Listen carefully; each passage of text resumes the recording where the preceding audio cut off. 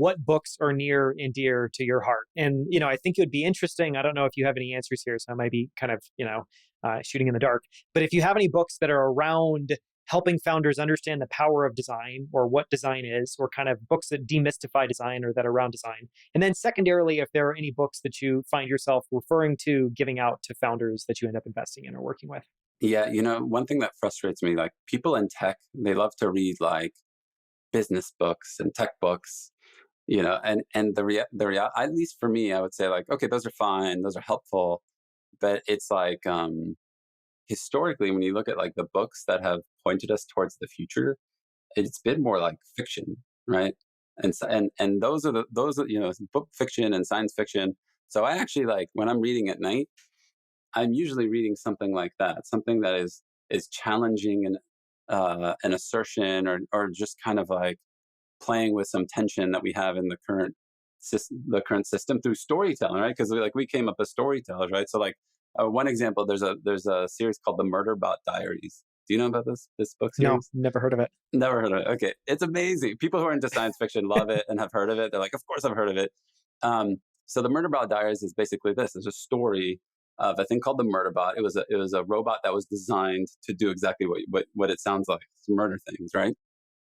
But secretly, Murderbot has basically disabled its control mechanism. So humans still think this thing is supposed to be a murderbot, and it's pretending to still be the murderbot.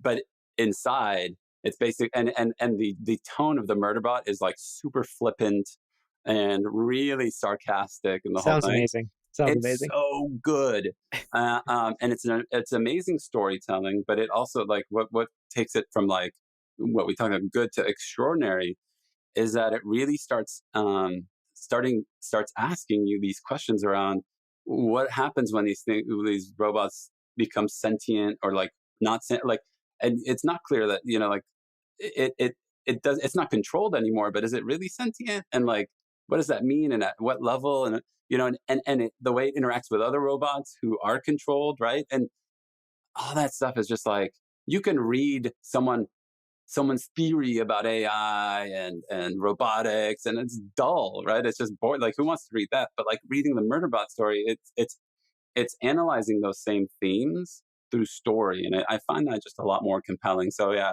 I'm super into that. And then the other stuff I'm into are like coming of age stories. I'm like a huge sucker for coming of age stories, and actually one of my favorite ones is one called The Power of One. Have you ever heard of that book? It was actually written by someone who used to run an ad agency. And he ran an ad agency for decades. And then finally, he had all these stories he wanted to get out. And he wrote, and they're like epic coming of age stories. So this one's called The Power of One. And I think you'd love it. I think people who just are into coming of age stories would love it. And it's like this, again, it's like, what does it mean to have perseverance and grit and just fight and fight and fight through all these like these adverse situations? It's just a remarkable story. So those are the things I tend to be more into. And if you want like a design thing, I think one of the best things for people to read is The Design of Everyday Things, which will just all of a sudden start opening your eye to like, why is a handle like that? Why is a window shaped like that? Why does my lamp do that? Or like, why is a light switch vertical like this? But like, how do I know what light switch controls which light, and why isn't there a better way? Like, we're always like flipping things on and off because we're like, what does this control again? Like, and there are hundreds of millions of these light switches all over the world that is not clear. Why does it connect to like, why was that designed that way, right? So it just starts all of a sudden it opens your eyes to every little thing around you, because everything around you was designed, and it makes you ask like, why? Yeah. Yeah, it's a phenomenal book. I love, it's a little bit of a tangent, but I love the idea of you, investing in a founder or in a company and then giving them the book, The Murderbot Diaries. Like, there you go. This is the book I would give you. There are other books that are more aligned with like our value system that we give. But yeah, that would be funny. Like, here you go. This is it's not pro Murderbots. Yes. So, we have to. We'll give it with a note.